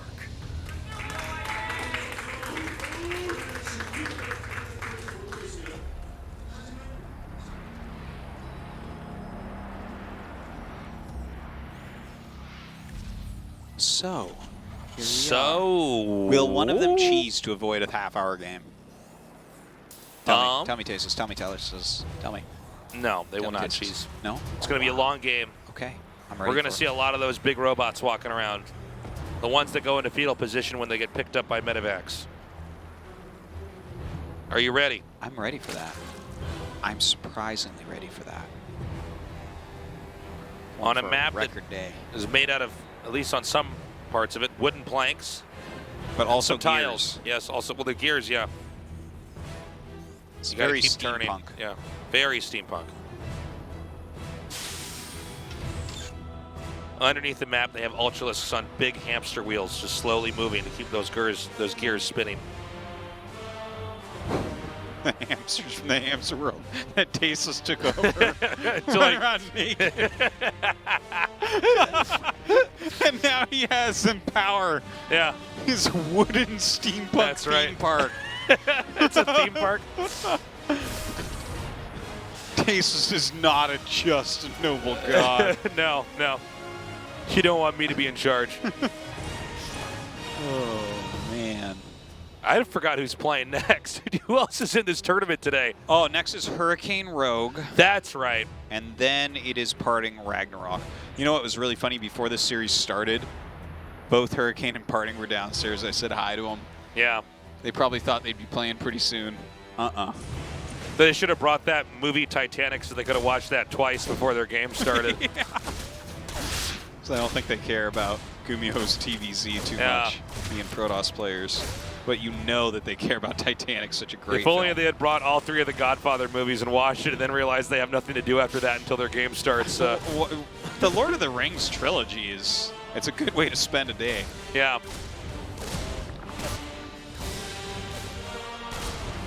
Okay. Watch the new Star Wars movie with editor commentary. Yeah. Yeah, imagine watching that most recent one and just listen to them trying to defend all their ideas. So yeah, Luke's here on these aliens. He drinks their milk raw. This is, nobody said no to this and we put it in the movie. And you know what? We don't feel bad about it. He also pole vaults around. Yes, Did you see the Solo movie? No, I didn't see that. Watch that recently. Is it good? Is it worth watching? It is not, in fact, worth watching. Yeah. Sorry. Most of It's these not nearly as bad as that one. the Star Wars movies and the Marvel movies, I just wait for them to come out on. The Marvel movies are surprisingly good. Are they getting good now? Okay. They're actually very surprisingly good. Wow. Okay, there's the cheese. Wow. Just waiting. But if he goes for a roach rush, how is he going to make corruptors into brood lords, into infestors? Well, he's going to do that after he fails this rush. Oh, okay. So just hold your horses. Okay. All right? Consider them held. Yeah. I wonder, is this... let's see, why was that at? Actually, I mean, they could be defensive. Defensive Roachhorn. I thought when it went down would be an attack, but it seems like it's a little bit too slow. I don't think he would get anything done with it, to be honest.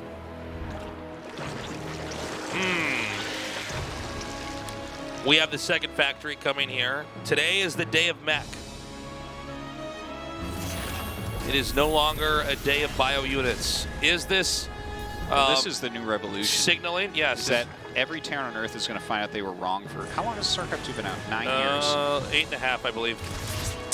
Over 9 since the beta, though. Okay. So, all that time, you guys were all wrong. Everyone was. It's mech. All the matchups. Ooh, that's a lot of lings. Okay, there's something happening. Uh-oh. Oh, man. This is going to give him a lot of time. 2 starports on the way, by the way. That's fascinating. Does he want to cancel one in light of this rush? No, no. I think you go forward with this. Viking is very useful if you don't have a Cyclone to knock away the Overlord. See, he's coming out to get the Overlord so that you can't cross bio the high ground. Okay. And then, obviously, Banshees are almost a game win here. The Ravagers are coming. They got their little Burger King hats on. And they're ready to wreak havoc over on this expansion. You think it's your way, but it's not. It's no, their it's not. way. Yeah, it's absolutely their way. All right, look at this. This is, I think he's just going to hold this straight up. You can't get the siege tank because you don't have the Overlord anymore. Yeah, and the tank can completely cover everything over here, unless he can... Oh, he got a ling up. He got a ling up. Oh! Beautifully done. That was the play he needs. Humanity is on the line. And more links coming as well. He's got to prevent them from getting that high ground. Oh, he actually puts plenty of damage on him. That's held. That is held, my friend. And now Banshee's coming out. More links, roaches, and everything on the way. Zerg is all in. Very much so.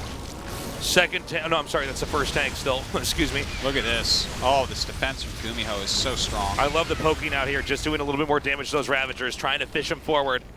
When the Banshees come out, Dark's heart is really going to sink. Look, just like GuMiho is in his chair, look at how forward he is right now. Well, GuMiho knows he's just got to hold this off. If he can just deflect this. But let's wait. These lings are going to come up here. Now is, I think, maybe the most important point in this game. Yeah, this is pulling the trigger right here. He's getting Banshee speed and cloak. He's going to go land his third. Oh, that's hilarious. He has no idea that this is going to really pick up now. We aren't messing around anymore. Oh my God, look at how many lings he's making. Why does he pile that? Here we go. He sees it. The Banshees need to target down the Ravagers. He's got a body block over here on the ramp with these Hellions. The bunker goes down. The lings come forward, but there's so many Hellions over here. Oh my God, it doesn't even matter if he gets the siege tank though, because the Banshees will kill everything. Dude, that is seriously it. Okay, he just has to take off this next wave of lings. SCV's used here to defend. Oh man, he's trying his best to get that extra damage in. He's actually killing a decent amount of SCVs, but this is, in my opinion, not anywhere near enough. Right? I don't think so. Because he has a third command. He's about to have a bunch of speed Banshees. You're just going to make how many spores do you need to block this many speed banshees? You need like 3 spores side by side at each location that they can come in from. Don't think so. I guess Dark's not going to give up yet, but he's definitely in a terrible position. He is. Warlings are being made. I don't know how these are going to be used. I guess he wants to try to just keep attacking. Yeah. Maybe the Terran soon to be third base. That makes sense, because if the Hellions come in as well to help out against, especially if they turn into Hellbats and help out against the Queens, like Hellbat Banshee would just slaughter that, I would say. All right, here we go. Overlord speed coming up with Spire as well. Whoa, whoa, whoa, whoa! What? Okay. A little bit of a misplay there by GuMiho. Yeah. Again, guys, GuMiho is the only Terran left in the Super Tournament. That's it. He needs to hang on. He's the winner. He had an advantage, but, you know. Did he? I'm really confused. Did Wasn't he get there the already files on the CC? Did he? Yeah. Okay, so I was like, the reason why I've been talking like this game was over is because he had a third CC. So I think what happened is a rally came up and killed it because it landed and he was microing his heart out. Yeah. I think that's what happened, but this is a shocking revelation. With a third CC already up, he would have almost caught up in SCVs already, plus had mules this whole time, plus more patches to mine from. So now we got to kind of reassess this game and where it's at. Yeah, when we didn't catch that on camera that the CC was biled down, gosh, this changes everything here. Yeah, it does. Look how many queens there are. He's making mutas. Not sure what the mutas are for, but we'll see. I guess they can block banshees somewhat. Oh, he sees them. He's chasing the mutas with the banshees. All right, so there's a Thor, no turrets. Oh my God. Is Dark just gonna do it somehow? Well, I think he might, Artosis. I mean, it's possible. There's also a high chance this goes just into a very long and dramatic game. Look at the drone count right now. Oh my God. He's if really you get a denial recovering. here. Oh, it's so close. If you can just get that CC up. Yeah, I think he'll still be able to get it. Ooh, that's a good pick. Great snipe. The Overseer is just over here to the left side of the screen. Wow. Okay, there we go. We've got a medevac to help chase the mutas, but more mutas come in. A lot of roaches on the way as well. He's forcing Thors right now. Oh my God. He's going to have to bring the banshees back for defense as well once the roaches come. Wow. You know, these mutas are doing way more than you would think, considering Terran has on paper enough to hold it off. Yeah. But it goes to show you with this investment of this many banshees, I guess there's not quite enough Thors out to cover everything. Yeah, the mutas definitely did catch him off guard. Terran's doing something a little bit unorthodox and trying to take 4 bases at once, and you're seeing why there's a problem with this. And I think this really shows why the mutas were the exact right move. And I think actually Dark may be about to win this game. He's mustered so many roaches now and mutas. You know, he's not going to die right now. He's going to live, but he's taking so much damage, and that is such a big problem. Like, the Banshees plus the Thors can take out these mutas. Look at this. He's going to target the Thor. It's a good move. Yeah, nice pullback on those mutas, too. 33 SCVs have been killed. It's 35 to 73 drones. So, I mean, and by the way, I don't see Terran coming out on the map except for with these Banshees. No, this is a very tough spot now. Oh my God. This is kind of heartbreaking because that like all in from Dark, if that third command hadn't died, I swear that GuMiho should have won this game, but looking at this right now, he is lost. He's taken so much damage. Okay, he's coming in here now. Looks like he'll be able to chase that out as well. There's been a pretty heavy investment here of Muta Roach for this time being, but we do have a Hydra tech coming in here. I thought I saw an Infestation Pit. I'm not sure. Yes. The tab switch. Yeah, there it is. Okay, the Infestation Pit is about to finish up. Now, if the Terran army is low on mech, Hydras actually can be pretty effective. Yeah. When there's not a lot to block, especially if you got roaches in the front, that's a good way for Zerg to try to run over a mech army when the mech hasn't been able to keep up in pace with the Zerg army. Yeah, that's a very good size, point. I mean. If you don't have like either a lot of battle mech or a lot of siege tanks, yeah, you can't really fight against that so well. And he's been kind of forced into wonky units to defend for a bit. It's like he's almost stabilized now, getting very close to being stabilized. And he does technically have 4 CCs, even though the main one isn't doing anything for 100 years. Okay, Dark goes ahead and takes that gold base now. And for both players, the other bases are actually pretty far out, and they're in wide open areas, so a lot of times on this map specifically, we see things slow down a little bit once all these bases are taken. As the next expansion you're going to try to acquire is going to be one that is probably going to be the point of tension, right? Whoever goes first. So I think for now they're going to power up. Keep in mind, Dark is actually maxed out, so he should be the one that will take it first. Just organically, that's what happens when you max out, is you look for other locations to try to take while you're waiting for them to try to take locations of their own, so you can deny it. Still trying to get some sort of damage done, zoning everything out as best he can as well. GuMiho's building into a good army, but with Vipers on the way, these Vipers are like excellently timed. You don't really have the size of army that you want against this right now. A lot of times, Vipers are coming out as a maxed army is attacking into you, into your Roach Hydra. Obviously, this game has been just down and dirty and wild the whole time, so Dark is going to have this wonderful tool to start gaining some value, getting those yanks off, maybe throwing down blinding clouds and trying to do a full frontal push somewhere.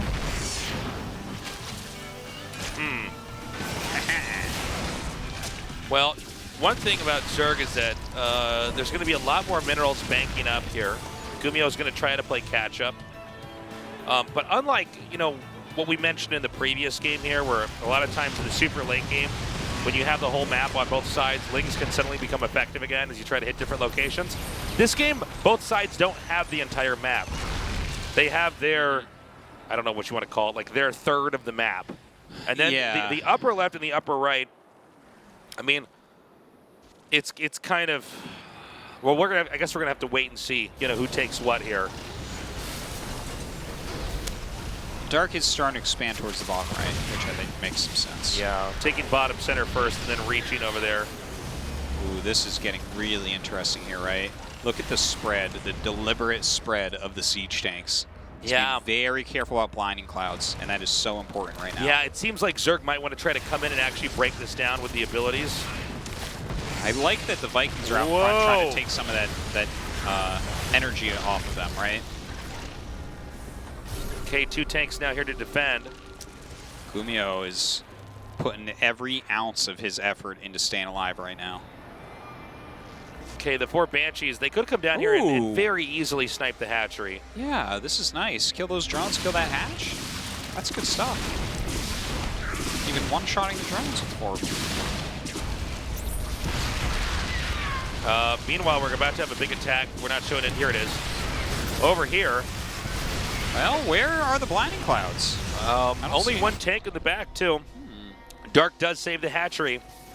Okay. Remember that Dark had a pretty all-in build here to start, but in a weird twist of events, Dark actually biled it down to the 3rd command center, which in part is GuMiho's fault. He was trying to land that while the attack was going on. He was super unaware of what was going on. Yeah. Like, it didn't seem like he would. Whoa! Oh my God.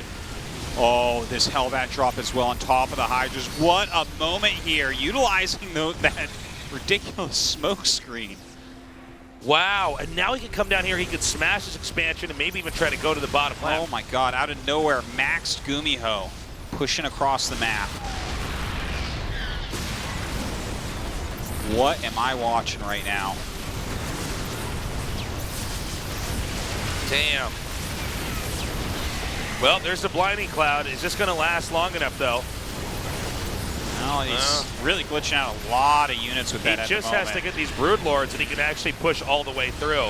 He's going for the kill, though. Look at how decisive GuMiho is being. He went for the army itself. Like, he could have killed a Fringe base maybe too easily. And now that he didn't get the army, wants to pick off some of these hatches, and I guess he's going to be able to. Yeah, unfortunately, these Hydras and Brood Lords can't quite get over there and secure that. Meanwhile, drones are going down. Look at this, trying to get out with the most expensive units that he possibly can. Running away with Cyclones, picking up the Thors, while the Hellbats just ravage that mineral line at the bottom right. A lot of GuMiho's loss in that last game was throwing Thors away, so it's good to see him make that adjustment this time around. Now, he lost a lot in that fight back there. Does he want to try to expand again? And I'm talking about Terran in this case, excuse me. Does Terran want to try to expand? He didn't take that hatch out. He killed a lot of drones. Yeah. There's also Zerg expansion being taken in the center left. So this is kind of a weird moment. Terran did a lot of damage, but Terran hasn't grown. Oh, you better have a boost. Go, go, go, go. Get out of there. Oh, nice. Yeah, nice pick. He is taking his own gold base now, so that's something. Oh, that's true. Yeah, that wasn't there before. Again, minerals are not as... I guess they're handy for Hellions and Cyclones, but generally speaking, you know, you want Thors and... I think right now you're getting anything you can possibly get as GuMiho because this game has been so crazy. Like, even the battle mech is still somewhat useful.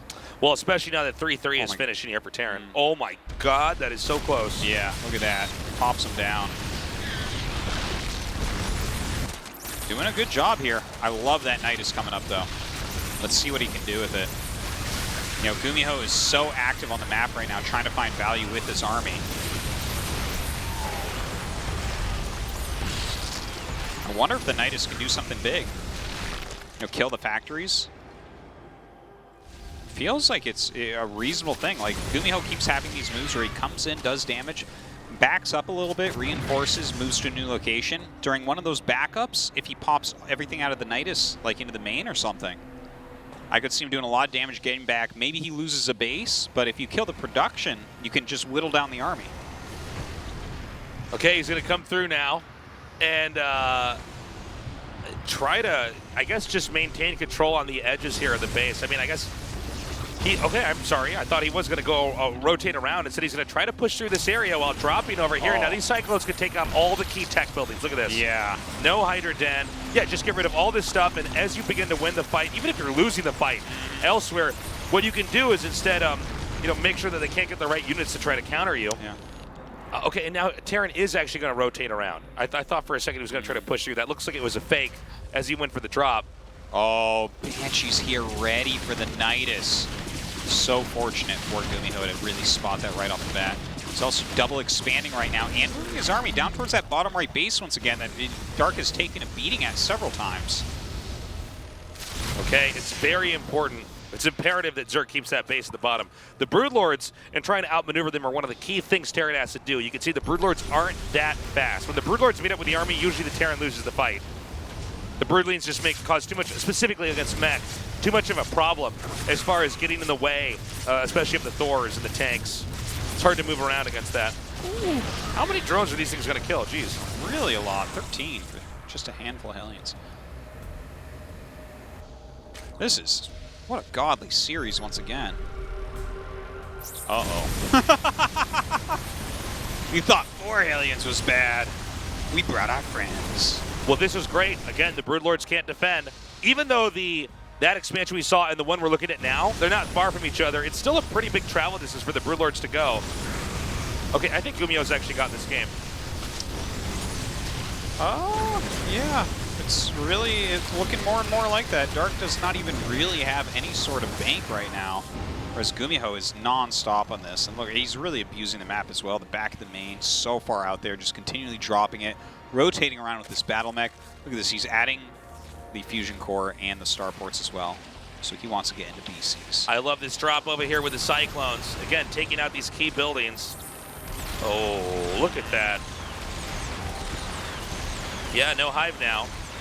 Now if you get the infestation pit, that's it. You're gonna have to go all the way back up the long way. Just get out of there too. Look at that. Lurker Den. Oh my god. Now suddenly the Broodlord's somewhat unattended. Can he actually target this down? He's gonna get 1. 2. Oh, 2. Wow, nice. Yeah, you can come back and fight a little bit more as well. Continuing to keep that pressure on. Drop those Cyclones out. Going again over to this area. Looking for some good lock-ons.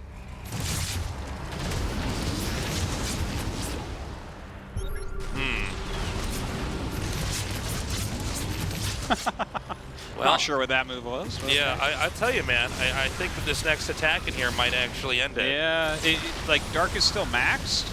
Maybe he can clear this army again, but he doesn't really have the income he needs to refill. All right, great blinding clouds. Yep, that's going to give him something. Unfortunately, those Hydras and Roaches can't really get in between the hatches. How funny. Yeah, maybe should have waited for all his buildings to die. Yeah, unfortunately, yeah, I think you're right. So he takes this out, big play. The only thing that Zerg really has now is the 6 o'clock location. Unfortunately, that was a poor engagement there with the meat of his army. Now, I don't know if Terran can run away, but I still think this is so much damage, and with about 6k minerals banked. Yeah. You kidding me? Well, it's just so hard at this point for Dark to even keep his economy together.